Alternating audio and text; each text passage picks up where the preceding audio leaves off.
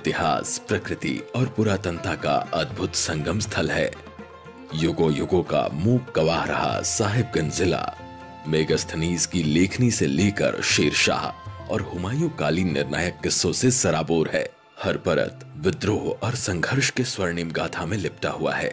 वह प्राचीन शाही किला जो कभी धन संपदा से सुशोभित था, अब समय के थपेड़ों को झेलते हुए जीर्णावस्था का भार झेल रहा है। आकाश को प्रतिबिंबित करने वाली जुड़वा झील, पक्षियों की धुनों से गूंजते पक्षी अभयारण्य और आस्था में विलीन मठ साहिबगंज के ऐतिहासिक विरासत के शाश्वत गवाह हैं। कुछ सफर मंजिल से भी सुहाने होते हैं, जब फिजाओं में पल पल ये फसाने होते हैं। इस बार जिस जिला की कहानी हम सुनाने के लिए निकल चुके हैं, वहाँ जितनी खूबसूरत मंजिल है, उतना ही बेमिसाल हमारा सफ़र भी है। कई ऐसे अध्याय हैं जो हम पढ़ चुके हैं, लेकिन अभी भी एक लंबा फसाना आपको सुनाना बाकी है। कमर कस लीजिए और निकल चलिए हमारे साथ इस बेमिसाल सफ़र पर।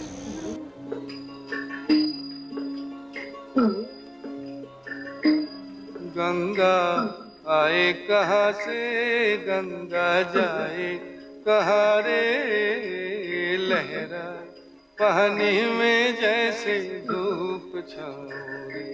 गंगा आए कहाँ से, गंगा जाए कहाँ रे, लहरा पानी में जैसे धूप छाओ। इस जिले के आलिंगन में हमारे राज्य का एकमात्र पक्षी अभयारण्य है। यह एक ऐसा अभयारण्य है जो प्रकृति की शांत धुनों को प्रतिध्वनित एवं जैव विविधता के प्रति क्षेत्र की प्रतिबद्धता को प्रतिबिंबित करता है। 5.65 वर्ग किलोमीटर में फैला उधवा पक्षी अभयारण्य साहिबगंज के मुख्य पर्यटन स्थलों में से एक है। उधवा का नाम महाभारत काल के संत उद्धव, जो भगवान कृष्ण के मित्र थे, उनके नाम पर रखा गया है। यह गंगा के मैदानी जय भौगोलिक क्षेत्र के अंतर्गत आता है। अभयारण्य में पटौरन और बरहेल नामक दो जल निकाय हैं, जो एक जल चैनल द्वारा जुड़े हुए हैं। पटौरन तुलनात्मक रूप से एक स्वच्छ जल निकाय है, जिसकी औसत गहराई लगभग 2 मीटर है, जबकि बरहेल उथला है और इसकी औसत गहराई लगभग 70 सेंटीमीटर है।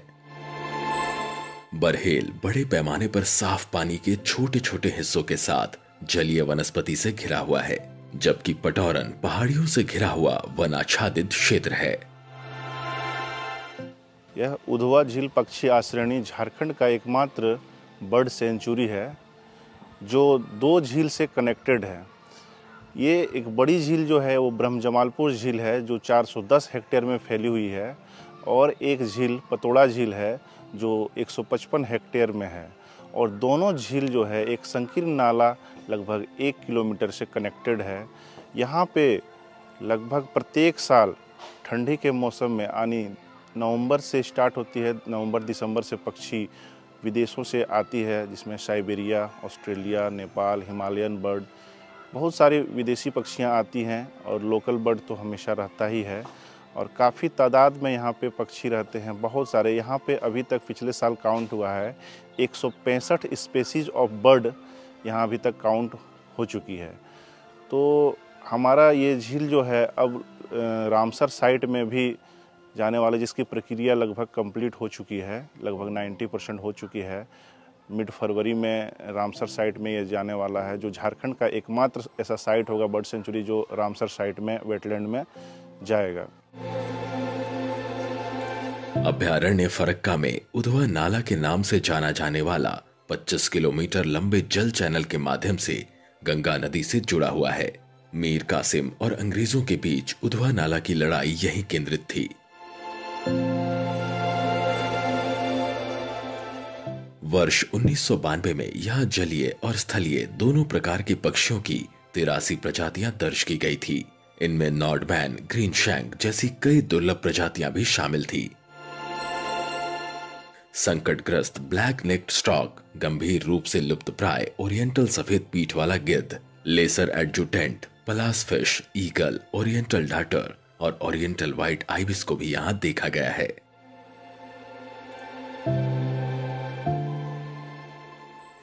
अगर आप पक्षी प्रेमी हैं तो पूरे झारखंड में एकमात्र बर्ड सेंचुरी उधवा आपको एक मस्ट विजिट प्लेस है। इनफैक्ट पूरे झारखंड ही नहीं, इस ईस्टर्न रीजन की अगर हम बात करें तो पूरे ईस्टर्न रीजन में एकमात्र बर्ड सेंचुरी उधवा ही है। उधवा में करीब करीब 17,000 बर्ड्स का कंग्रीगेशन होता है। यहाँ पे अलग अलग पूरे देश के और विदेशों से भी पक्षियाँ यहाँ पे आते हैं। मंगोलिया, रसिया, वहाँ से नॉर्दर्न पिनटेल्स, लालसर जिसको रेड क्रेस्टेड पोचार्ड कहते हैं, वो भी भारी संख्या में यहाँ पर आते हैं। तो ये उधवा जो है हाल ही में बहुत जल्द रामसर साइट भी घोषित होने वाला है। यहाँ पे ये जो है 6 स्क्वायर किलोमीटर करीब करीब 600 हेक्टेयर में फैला हुआ क्षेत्र है, जहाँ पे 3 बड़े बड़े झील हैं। तो अगर आपको पक्षी है वहाँ पे वेटलैंड्स से संबंधित कुछ यूनिक जानवर हैं, जैसे कि जो फिशिंग कैट कहलाता है, इन सब को अगर आपको देखना है तो यहाँ पर आपके लिए मस्ट विजिट प्लेस है। यहाँ मछलियों की 22 प्रजातियां भी दर्ज की गई हैं। साइबेरिया और यूरोप सहित दुनिया के कई हिस्सों से प्रत्येक साल सर्दियों में प्रवासी पक्षी यहाँ पहुँचते हैं। प्रायः अक्टूबर से मार्च अप्रैल तक यह प्रवासी पक्षी यहाँ प्रवास करते हैं। ऐतिहासिक महत्व से भरपूर यह अभयारण्य दुर्लभ पक्षी प्रजातियों के आश्रय स्थल के रूप में विकसित हुआ है।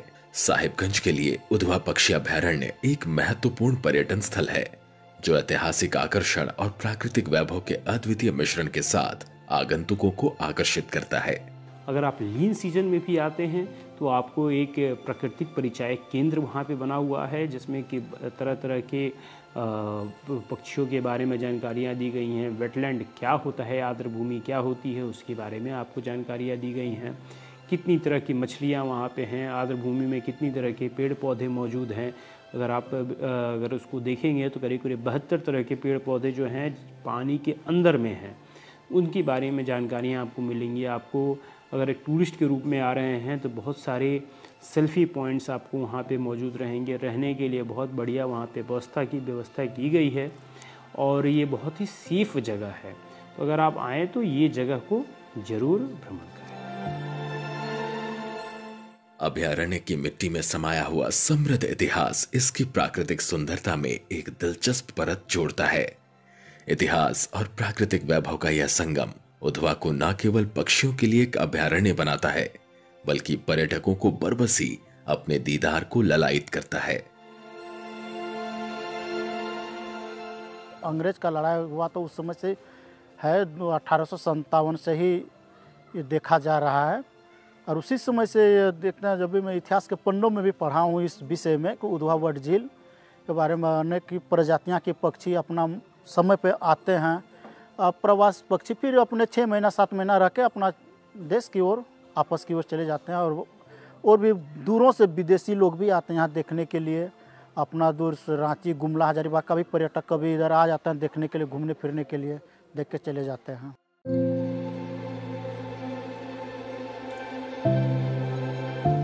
ये उधवा झील पक्षी आश्रयणी का नेचर इंटरप्रिटेशन सेंटर है, जिसको शॉर्ट में हम लोग NIC बोलते हैं। यहाँ पे उधवा झील पक्षी आश्रयणी के बर्ड्स, यहाँ के जितने भी पादप एक्वेटिक प्लांट्स हैं वो सब दिखाया गया है।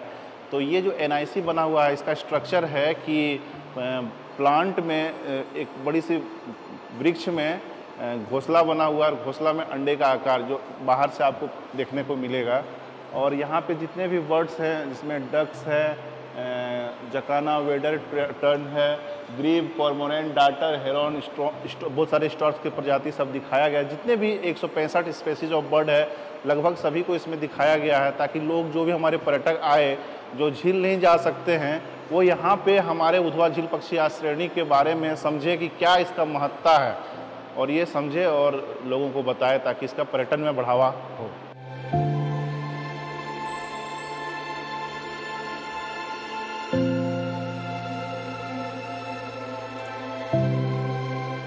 यह न केवल क्षेत्र की पारिस्थितिक विविधता की एक झलक प्रदान करता है, बल्कि आगंतुकों को इसकी प्राकृतिक सुंदरता में बुने गए ऐतिहासिक धागों का अन्वेषण भी आमंत्रित करता है। यह एक ऐसा गंतव्य है जो प्रकृति और इतिहास को सहजता से जोड़ता है। उधवा पक्षी अभयारण्य झारखंड का एकमात्र पक्षी अभयारण्य है। वर्ष 1991 में अविभाजित बिहार में इसे एक अभयारण्य का दर्जा दिया गया था, जिसके बाद आसपास के इलाके को प्रतिबंधित कर दिया गया। इस वक्त यहाँ पर फिलहाल पक्षियों की 150 से अधिक प्रजाति हैं और वर्ष दर वर्ष इनकी संख्या बढ़ती ही जा रही है। यहाँ पर पर्यटकों के लिए तो कई सारी सुविधाएं उपलब्ध है और काफ़ी कार्य भी फिलहाल यहाँ पर किया जा रहा है।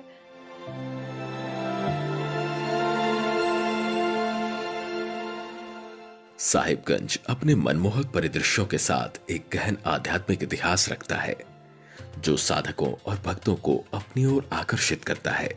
गंगा नदी के शांत तट पर स्थित कन्हैया स्थान एक आध्यात्मिक आश्रय स्थल के रूप में खड़ा है, जो भगवान कृष्ण की महिमा से गूंजता है।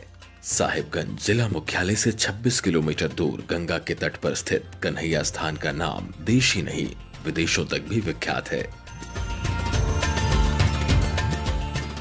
पतित पावनी गंगा नदी के तट पर एक छोटी सी पहाड़ी पर अवस्थित कन्हैया स्थान इस्कॉन मंदिर में अमेरिका, ऑस्ट्रेलिया, वेस्ट इंडीज सहित अन्य देशों से कृष्ण भक्तों का आगमन सालों भर होता रहता है। कान्हाई नाटशाला नामे एक ग्राम गया होते आसिते देखिलु से स्थान। तमाल श्यामल एक बालक सुंदर, नवगुंजा सिखी पूछ चूड़ा मनोहर, हाथे ते मोहनवंशी परम सुंदर। मैंने यहाँ पर चैतन्य महाप्रभु 1505 में स्वयं गया हो के आए थे यहाँ पर पैदल, और यहाँ पर चैतन्य महाप्रभु गया में पिंडदान किए थे। उनके पिताजी का पिंडदान करके यहाँ पर आए थे। यहाँ एक रात विश्राम लिए थे, और यहाँ पर विश्राम लिए थे। कुछ आमार समीपे आइला हसीते हसीते आमा अलांगिया पालाइला कोन भित्ते, माने उसका मतलब है भगवान स्वयं चैतन्य महाप्रभु कृष्ण यहाँ पर आलिंगन कराए थे, ऐसा आलिंगन कराए थे। कृष्ण भक्त इसे भगवान श्री कृष्ण की लीला स्थली मानते हैं। कहा जाता है कि प्राचीन काल में यहाँ वैष्णव धर्म के प्रचारक श्री चैतन्य महाप्रभु को भगवान श्री कृष्ण अपने बाल रूप का दर्शन दिए थे। प्रेम विलास नामक पुस्तक के अनुसार सन 1505 ईस्वी में यहाँ भव्य मंदिर था, जिसमें राधा कृष्ण की प्रतिमा स्थापित थी। उसी मंदिर में श्री चैतन्य महाप्रभु को मोर मुकुट धारण किए भगवान श्री कृष्ण ने अपने बाल रूप का दर्शन दिया था। श्री कृष्ण के बाल रूप को देख श्री चैतन्य महाप्रभु भाव विभोर हो गए और उनसे भाव विवल होकर आलिंगनबद्ध हो गए। कहा जाता है कि इससे पूर्व द्वापर युग में भी श्री कृष्ण एक बार यहाँ आए थे। ग्रंथों के अनुसार एक बार भगवान श्री कृष्ण गोपियों के साथ महाराज कर रहे थे। इस दौरान राधा के मन में गोपियों को लेकर द्वेष उत्पन्न हो गया। श्री कृष्ण ने राधा रानी की अंतरात्मा के विचारों को जान लिया और एक गोपनीय स्थान पर चले गए। उनके काफी अनुनय विनय के बाद श्री कृष्ण ने राधा रानी को कन्हाई नाट्यशाला में लाकर प्रेम की भावना प्रकट की। इस लीला के उपरांत भगवान श्री कृष्ण व श्री राधा रानी अपने पद चिन्ह यहाँ छोड़ गए, जो आज भी कन्हैया स्थान मंदिर में विराजमान है।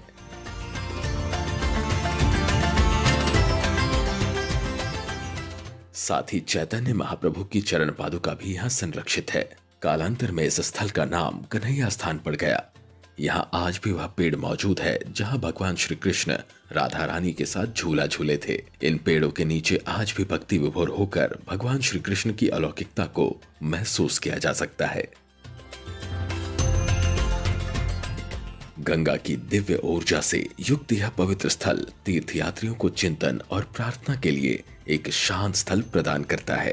गंगा तट पर स्थित कन्हैया स्थान को श्री कृष्ण और राधा रानी की लीला स्थली बताया जाता है।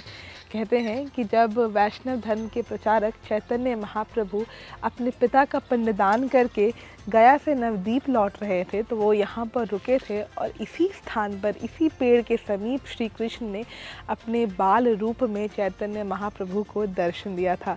यहाँ पर राधा रानी के और साथ ही श्री कृष्ण के पद चिन्ह आज भी मौजूद हैं और चैतन्य महाप्रभु के पद चिन्ह भी यहाँ पर मौजूद हैं। वैसे तो ये भी खबर है कि मुगलों के शासन के दौरान इस मंदिर को ध्वस्त कर दिया गया था, लेकिन कहते हैं कि आज भी अगर यहाँ पर खुदाई की जाए तो कई ऐसे पौराणिक तत्व है जो मिल सकते हैं। इस मंदिर से जुड़ी आस्था असीम है और देश विदेश से लोग यहाँ भगवान कृष्ण और राधा रानी के दर्शन को पहुँचते हैं। प्रकृति की गोद में बसा शिवगादी धाम भगवान शिव को समर्पित एक दिव्य स्थली है। भगवान शिव का यह मंदिर बरहेट से 8 किलोमीटर उत्तर में स्थित है। यह मंदिर एक गुफा के अंदर स्थित है। इसकी खासियत है कि यहाँ विराजित शिवलिंग पर पहाड़ से लगातार जल गिरता रहता है, जो पहाड़ी पर एक गुफा में स्थित शिवलिंग के आध्यात्मिक अनुभव में रहस्य की भावना जोड़ता है। यह आध्यात्मिकता और भक्ति के अंतहीन प्रवाह का एक जीवंत प्रमाण है। यहाँ का बाबा का घर का यही खासियत है कि यहाँ पे जो शिवलिंग है वो पीताम्बरी करण में मतलब बाबा विराजे हैं वहाँ पे, और बाबा को जो मस्तक पे ही 12 मास बाबा के ऊपर में ही एक जल का बूंद पड़ता रहता है।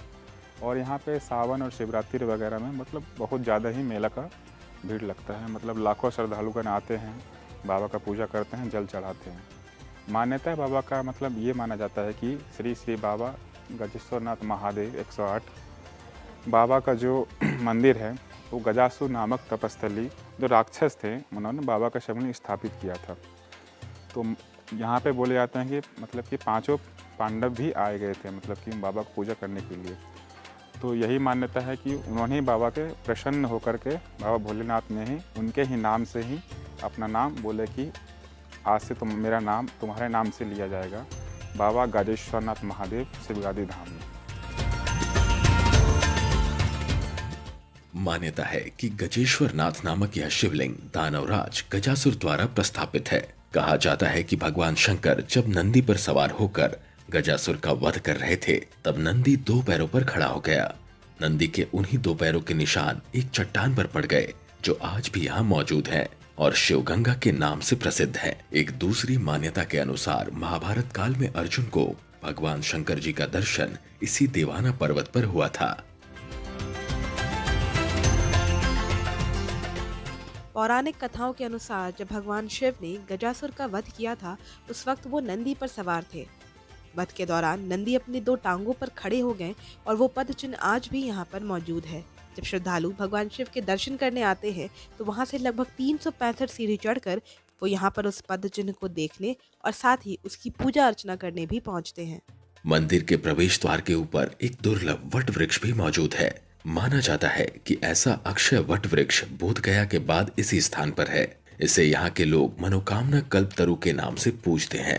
इस कल्पतरु की जड़ में पत्थर बांधा जाता है। मान्यता है कि यहाँ पत्थर बांधने से बाबा गजेश्वरनाथ भक्त की हर मनोकामना को पूर्ण करते हैं।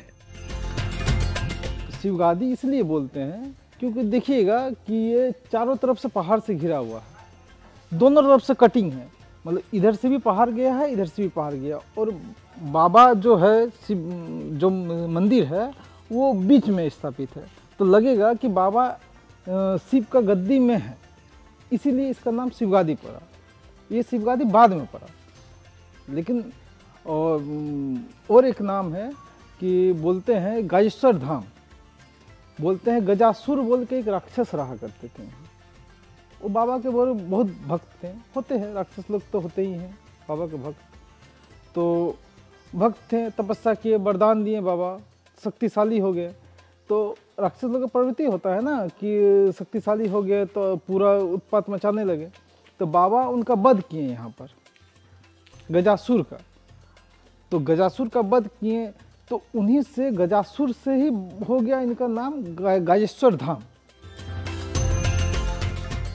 बताया जाता है कि 16वीं शताब्दी में राजा मानसिंह के द्वारा इस मंदिर में पूजा अर्चना की गई और तब से यहाँ लोग आने जाने लगे। यहाँ के आदिवासियों की इस मंदिर के प्रति अटूट आस्था है और उन्होंने इस मंदिर का नाम शिवगादी अर्थात शिव का घर रखा। शिवगादी सांत्वना और परमात्मा की तलाश को निकले भक्तों के लिए एक पवित्र धाम है।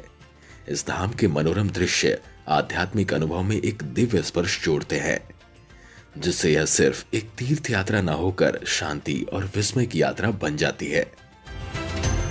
और यहाँ पे मैं तीसरी बार आया हूँ। बहुत मतलब मन को बहुत आनंद मिलता है यहाँ पर भगवान बाबा का दर्शन करने में। तो व्यवस्था अब धीरे धीरे इम्प्रूव हो रही है और भी इम्प्रूव होने की मतलब गुंजाइश है, आगे और इम्प्रूव होगी। ये जो शिवगादी है, शिवगादी का जो शिवलिंग है पीताम्बर सिंगली है, ठीक है। यहाँ पे दूर दराज से लोग पूजा करने के लिए आते हैं। अधिकतर लोग बंगाल से आते हैं, बंगाल के लोग ज़्यादातर यहाँ पे पूजा करने आते हैं। और ये चारों तरफ फैला हुआ है, इंडिया के चारों तरफ ये फैला हुआ है। लोग दिल्ली से भी आते हैं, कोलकाता से भी आते हैं, वर्धमान से भी आते हैं, ठीक है। तो अधिकतर वेस्ट बंगाल से आते हैं। यहाँ सावन में लगभग हर मंडे को, सोमवार को लगभग 2.5 लाख लोग जो है जल अर्पण करते हैं यहाँ पे। साहिबगंज में ये आध्यात्मिक स्थल समय से परे गहरे निहित महत्व को दर्शाते हैं। प्रत्येक स्थल भक्ति की कहानियों को प्रस्तुत करता है और क्षेत्र की आध्यात्मिक धड़कन को प्रतिध्वनित करता है। साहिबगंज में ऐसे कई गढ़ मौजूद हैं जो बीते दिनों की ऐतिहासिक विरासत के मूक साक्षी हैं। तेलियागढ़ी किला साहिबगंज की समृद्ध ऐतिहासिक टैपेस्ट्री का एक ऐसा ही मजबूत गवाह है। इस क्षेत्र के सबसे पुराने स्मारकों में से एक माना जाने वाला यह किला कभी बंगाल का प्रवेश द्वार हुआ करता था। तेलियागढ़ी किले का नाम इस स्मारक के निर्माता के नाम पर रखा गया था। शाहजहां के शासनकाल के दौरान इस्लाम अपनाने वाले एक तेली जमींदार ने तेलियागढ़ किला बनवाया था। 13वीं शताब्दी से तेलियागढ़ी ने उत्तरी भारत से बंगाल की ओर यात्रा करने वाले मुस्लिम सेनाओं के लिए प्राथमिक प्रवेश बिंदु के रूप में कार्य किया। तेलियागढ़ी शासकों के बीच महत्वपूर्ण संघर्षों का भी एक मूक दर्शक रहा है। इसकी पत्थर की दीवारें संघर्ष और बदलती शक्तियों की कहानियों को प्रतिबिंबित करती हैं। इस स्थान पर शेर शाह सूरी और हुमायूं सन 1538 में एक निर्णायक युद्ध में शामिल हुए। तेलियागढ़ी और राजमहल में विद्रोही राजकुमार खुर्रम ने बंगाल पर शासन करने के लिए इब्राहिम खान के साथ लड़ाई लड़ी। तेलियागढ़ी किला अपनी वास्तुकला की भव्यता और ऐतिहासिक महत्व के साथ आगंतुकों को उसी मैदान पर चलने के लिए आमंत्रित करता है जो एक बार क्षेत्रीय शक्ति की गतिशीलता के उतार चढ़ाव का गवाह था। हम कटिहार से आए हैं यहाँ घूमने के लिए। हमको इसके विषय में कोई बताया कि साहिबगंज जगह पे जो है कि एक तेलियागढ़ का घर है, इसलिए जो है कि हम भी थोड़ा देखने के लिए यहाँ पे आए। और इसके विषय में जो है कि अच्छा आदमी जानते भी हैं कि तेलिया राजा का घर यहाँ पे था, इस पहाड़ में था और अभी इकला है। इसके लिए हम सरकार से दरख्वास्त करते हैं कि इसको अच्छा थोड़ा और फेमस थोड़ा बनाए। गेटवे ऑफ बंगाल के नाम से मशहूर तेलियागढ़ फोर्ट आज एक जर्जर खंडहर बनकर रह चुका है। कई ऐसे इतिहासकार हैं जिन्होंने अपने पुस्तकों में इस जगह के बारे में चर्चा की है और साथ ही जहांगीरनामे में भी यहाँ के बारे में बताया गया है कि कई सारे महत्वपूर्ण युद्ध इसी स्थान पर लड़ा गया है। लेकिन आज अगर हम इसकी स्थिति देखें तो काफ़ी दुख होता है। मेंटेनेंस की काफ़ी कमी है। शयन कक्ष तो बनाया गया है लेकिन इस्तेमाल की हालत में नहीं है और अगर थोड़ी बहुत यहाँ पर सफाई की जाए, देख रेख किया जाए तो ये धरोहर भी हम संजो कर रख पाएंगे। ब्रिटिश शासन से आजादी की लड़ाई के दौरान साहिबगंज ने वीरता और बलिदान के उद्गम स्थल के रूप में अहम भूमिका निभाई है। यह ऐतिहासिक भूमि कुछ सबसे महत्वपूर्ण स्वतंत्रता सेनानियों की जन्मस्थली रही है। इनमें मुख्य रूप से अमर शहीद सिद्धो कान्हो का नाम शामिल है। सिद्धो कान्हो का जन्म साहिबगंज जिले के बरहेट प्रखंड स्थित भोगनाडीह नामक गांव में एक संथाल आदिवासी परिवार में हुआ था। भारत के स्वतंत्रता संग्राम के पहले जनक्रांति कहे जाने वाले संथाल विद्रोह के नायक सिद्धो कान्हो ने कभी यहाँ से संगठित होकर अंग्रेजों की गुलामी के खिलाफ बगावत का बिगुल फूंका था। संथाल विद्रोह में सक्रिय भूमिका निभाने वाले इनके और 2 भाई थे जिनका नाम चांद मुर्मू और भैरव मुर्मू था। इनके त्याग को स्मृति में रखते हुए भोगनाडीह में एक उद्यान का निर्माण किया गया है जो इनकी उल्लेखनीय यात्रा और बलिदान का एक मार्मिक प्रमाण है।